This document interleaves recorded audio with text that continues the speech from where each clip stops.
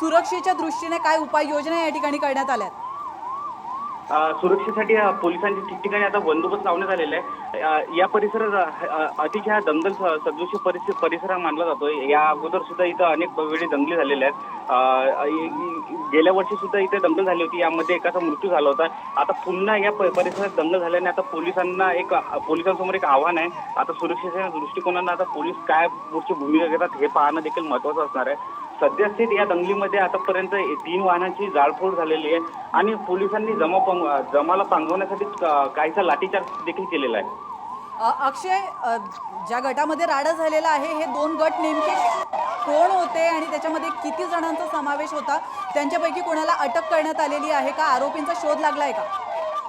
सद्यस्थित सर्वजण अज्ञात आहेत। आतापर्यंत एकालाही अटक करण्यात ताब्यात घेतलं आलं नाही अशी माहिती आपल्यापर्यंत पोहोचते आहे। पोलीस सर्व ओळख पटवण्याचं काम सुरू आहे पोलिसांकडून।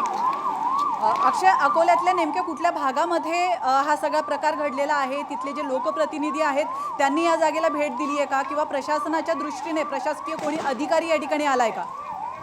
नक्कीच आमदार रणजित सावरकर त्यासोबतच काही स्थानिक लोकप्रतिनिधींकडून या घटनेची चौकशीची मागणी केली जात आहे आणि पोलीस देखील आता पासून आरोपींची धरपकड करण्यासाठी ठिकठिकाणी पथके रवाना झालेले आहेत। अकोल्यातल्या हरिपेठ भागात ही दंगल झाल्याचं समजते आहे। अक्षय, या ठिकाणी काही पोलीस देखील या दृश्यांमध्ये पाहायला मिळत आहेत। प्रशासकीय अधिकारीच आहेत ते आणि प्रशासनाकडून त्यांना या ठिकाणी तैनात देखील करण्यात आलेलं आहे। त्यांच्याशी तुमचं काही बोलणं झालंय का? त्यांचं नेमकं काय म्हणणं आहे? त्यांच्यासोबत आपलं बोलणं झालेलं आहे। पोलिसांनी आता सध्या तणावपूर्ण शांत असल्याची आपल्याला माहिती दिलेली आहे। सुरक्षा दृष्टिकोनातून पोलिसांनी अधिक फौजफाटा तैनात करण्यात आलेला आहे। बोला अक्षय।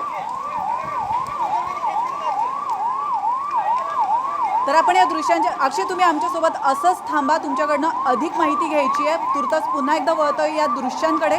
या दृश्यांकडे बघूनच कळतं किती विदारक ही दृश्य आहेत। अतिशय क्षुल्लक कारणातून हा वाद झाला, हा राडा झाला आणि त्यातून जाळपोळ देखील झालेली आहे। तर अकोल्यातली ही दृश्य आपण पाहतोय। या ठिकाणी 2 गटांमध्ये राडा झालाय आणि त्यानंतर तुफान हाणामारी झाली, जाळपोळ झाली आहे। तर दगडफेक देखील करण्यात आल्याची माहिती मिळते। अकोल्याच्या हरिपेठ भागामध्ये 2 गट एकमेकांमध्ये भिडलेत आणि त्यानंतर तणावाची स्थिती या ठिकाणी निर्माण झाली आहे। इथल्या लोकांमध्ये देखील भीतीचं वातावरण असल्याचं पाहायला मिळत आहे। पुन्हा एकदा जाऊयात आपले प्रतिनिधी अक्षय याच्याकडे। अक्षय, या ठिकाणी स्थानिकांशी तुमचं काही बोलणं झालंय का? नक्कीच आता सध्या तणावपूर्ण शांतता आहे। पोलिसांकडून आरोपींना पकडण्यासाठी काही पथके देखील तैनात करण्यात आलेली आहे। काही ओळख सुद्धा पोलिसांसमोर आलेली आहे। आता सध्यास्थित पोलिसांनी काही मोजक्या लोकांना ताब्यात घेतल्याचं समजते आहे। लोकप्रतिनिधी घटनास्थळी दाखल झालेले आहे। अग्निशामक पथक देखील घटनास्थळी आहे। आग विझवण्याचं काम सुरू आहे। सध्या नागरिकांमध्ये अतिशय दहशतीचं वातावरण पसरलेलं आहे। काही महिन्यापूर्वीच गणेश विसर्जन मिरवणुकीदरम्यान अकोट शहरात देखील गणेश विसर्जन मिरवणुकीवर दगडफेक झाली होती।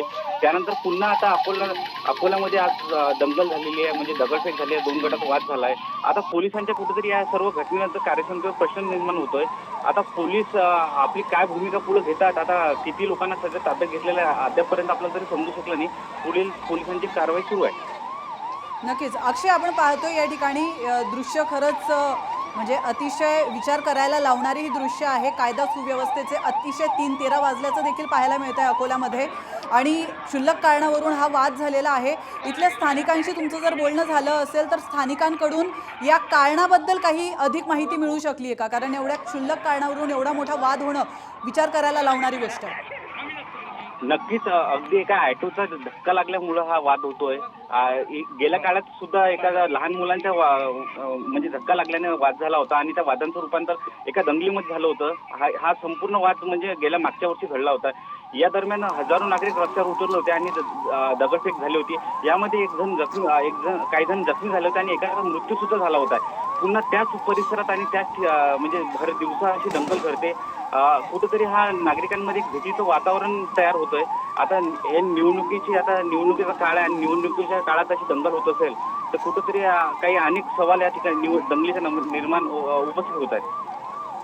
अजून पुन्हा एकदा एक प्रश्न तुम्हाला विचारू इच्छिते अक्षय, एवढी मोठी घटना या ठिकाणी घडलेली आहे, इथले लोकप्रतिनिधी नेमकं काय करतायत, त्यांनी या जागेला भेट दिली आहे का किंवा त्यांच्याशी तुमचं काही बोलणं होऊ शकलेलं आहे का?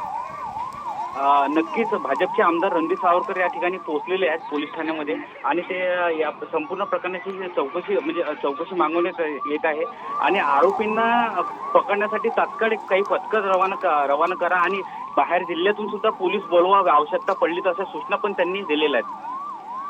या संपूर्ण घटनेमध्ये काही जीवितहानी किंवा कोणी जखमी झाल्याची काही माहिती मिळू शकली आहे?